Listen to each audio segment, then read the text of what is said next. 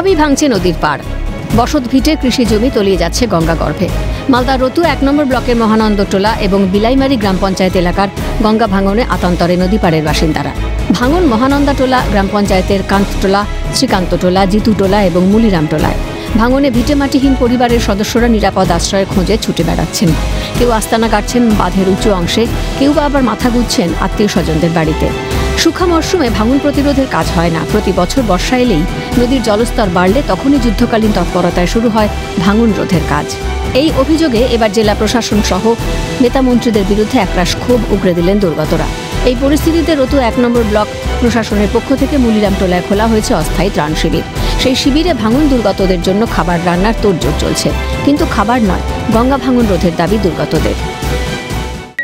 আর এই অবস্থা ভাঙাচুরা দিয়ে বাঁধের সাইডে এখন বাড়ি রাখানো গেছে, বসার কোনো জায়গা নাই। কেউ সরকারের লোক কোনো সাহায্য দিল না, সরকারের লোক দেখতেও আসেনি, কোনো কিছু একটা দেয়নি। সরকারি আমাদের কিছু পরিচন দুক, যে সরকার একটা মুআবজা দুক, যে আমরা বাড়ি টিড়ি তৈরি করে কোনো একটা জায়গা দুক, কোনো বাঁধেরই নিচে আমাদের আশ্রয় দুক। সরকারের একটা সাহায্য করতেন, সাহায্য চাচ্ছি সরকারের কাছে।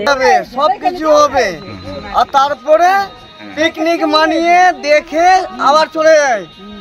আমরা যে করার সেই এই যে পজিশন 3 মাস আগে নেওয়া হয়েছিল, ওই 3 মাস আগে যদি এই মাত্র বয়াটাই পড়তো তো আমরা কিছু না কিছু অবশ্যই বাঁচতে পারতাম। গাঁওটা 65 মানে 1 লাইন 65 জনের বাড়ি ঘর ভাঙা হয়ে গেছে। আমাদের পুনর্বাসনের জায়গার দরকার। গরিব শরীফ মানুষ আছে, বস্তার কাজে কোনো কাজ হচ্ছে না, বস্তা রুকছে না, নিয়ে চলে যাচ্ছে। অভিযোগ স্বীকার করে কেন্দ্রের দিকে দায় ঠেললেন মালদা জেলা পরিষদের সহকারী সভাধিপতি। একটা কথা বলবো যে মানুষজন বলছে ঠিকই আছে, কিন্তু আমাদের এই পার্টির যে সাংসদ আছেন সম্মানীয় খগেন মুর্মু সাহেব, ওনাদের সেন্ট্রাল গভর্নমেন্ট ওনাদের নিজের, উনি যথেষ্ট পরিমাণে ভোট পেয়েছেন, পাস করেছেন, তো ওনাদেরও তো দায়িত্ববোধ আছে।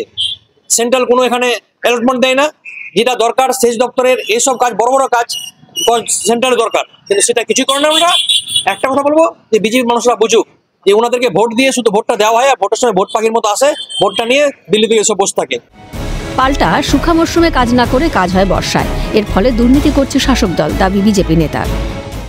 প্রতি বছর ভাঙনের সময় কাজ করে, বর্ষার সময় কাজ করে, এই যে কোটি কোটি টাকার পাথর, বালির বস্তা সমস্তটা জলের তলে চলে যায়, আর এর কোনো হিসাব থাকে না। আর আমরা বারে বারে দেখেছি যে প্রতি বছর ভাঙনের সময় কাজ করে তৃণমূলের কিছু নেতা এবং সঙ্গে রাজ্যের যে ইরিগেশন দপ্তর আছে তার কিছু অসৎ কর্মচারী, এরা মিলিতভাবে বন্যার সময় কাজ করে। কারণ বন্যার সময় কাজ করলে কত বস্তা ফেলা হলো বালি, কতটা বোল্ডার দেওয়া হলো তার হিসাব পাওয়া যায় না, সমস্তটা জলের তলে চলে যায়। চুরি করার একটা বড় দুর্নীতি হয়। ভোট বড় বালাই, হয় না প্রতিশ্রুতি পূরণ, শুধু ভাঙন আতঙ্কে দিন কাটে নদী পাড়ের বাসিন্দাদের। ক্ষতিপূরণ ও পুনর্বাসনের দাবি পূরণ হবে কি তা বলবে সময়। মালদা থেকে অভিষেক সাহার রিপোর্ট, ক্যালকাটা নিউজ।